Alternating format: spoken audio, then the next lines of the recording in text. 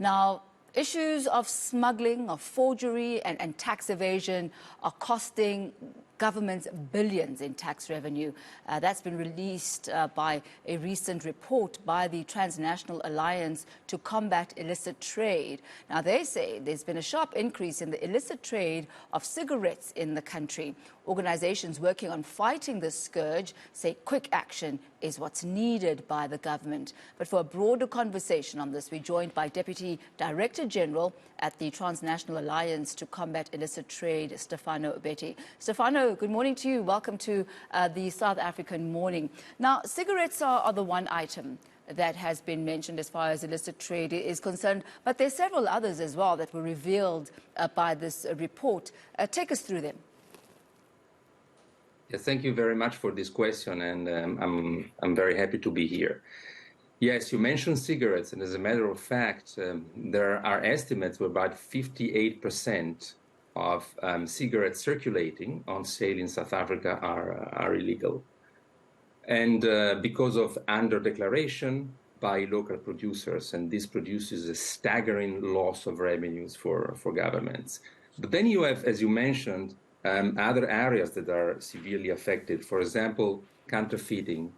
There are some business associations that have estimated the magnitude of the counterfeiting market in South Africa as being 10% of the local economy.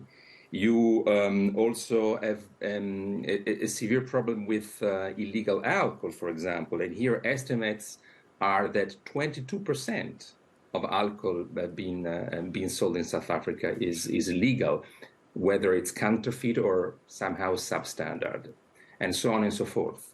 Medicines as well represent a big problem. The problem set in during the COVID pandemic in a dramatic manner. The problem with all these illegal markets that have entrenched themselves in the country, but not only in South Africa, but also in South Africa during the COVID pandemic, have remained in place even after the lockdown measures have been lifted, basically. And one can actually even say that COVID was an opportunity for illicit cigarettes, an opportunity for illegal alcohol to be circulated in the market because they were banned. And so those who were already doing it just had a market. The market was there and they supplied it. Now, in February of this year, the Financial Action Task Force, which is the financial crime watchdog, put South Africa on the grey list. And putting South Africa on the grey list, they said it's not so much because illicit crime exists or the level of criminality, but they said because of inadequate action to deal with this crime. Talk to us about what this action and adequate action to deal with this crime would look like, and I guess sufficiently to get us off the grey list. Yes, this is a critical question, and this is a big issue in South Africa. So first of all, I need to say that when a country gets grey listed by the Financial Action Task Force on money laundering, this is not a sanction. It simply means that the FATF has identified a number of deficiencies, structural, legal, institutional deficiencies in the country, and wants the country to rectify them. Now, the FATF also recognizes that South Africa is actively cooperating in order to rectify these deficiencies. So it's not a sanction. South Africa has not been blacklisted, but certainly there are critical issues that need to be corrected. And the FATF has been pretty clear in terms of what needs to be done. It has identified a number of steps, a number of actions.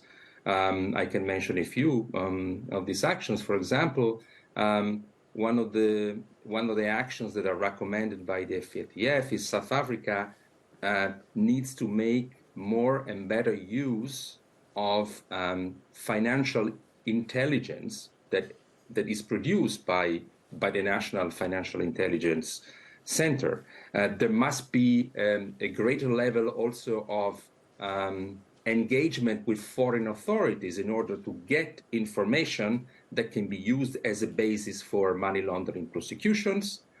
Authorities, the competent authorities in South Africa, must also be able to access information about beneficial owners from companies that are operating in South Africa. Prosecutorial action also has to be improved, and so on and so forth. So there is a good roadmap. Now it's really up to the government to ensure that all these actions are implemented. And that means, perhaps this is the most difficult part of the job, ensure that there is coordination and a lot of close dialogue among all the various agencies in South Africa that have a role in addressing money laundering. They should get together. They should produce a solid plan of action and trying to address these deficiencies within a relatively little time, let's say. Stefano, we'll leave it at that for this morning, but thank you so much for the insight and just breaking that down for us. That is Stefano Betti. He is Deputy Director General at the Transnational Alliance to Combat Illicit Trade. Alarming figures. He says 22% of the alcohol in the country is actually illegal, 10% of the market in South Africa actually can be attributed to illicit products. And we know the ramifications of this, the impact on tax collection, the impact on the public purse as well. And questions also being asked that with the tobacco amendment bills that are being put in place, how is that actually going to impact the market for illicit cigarettes? Will it actually expand that market? Yes, it's been put in place in order to try and help with issues of health and public health, but there are other ramifications as well, which may not have been intended, but which may actually take root.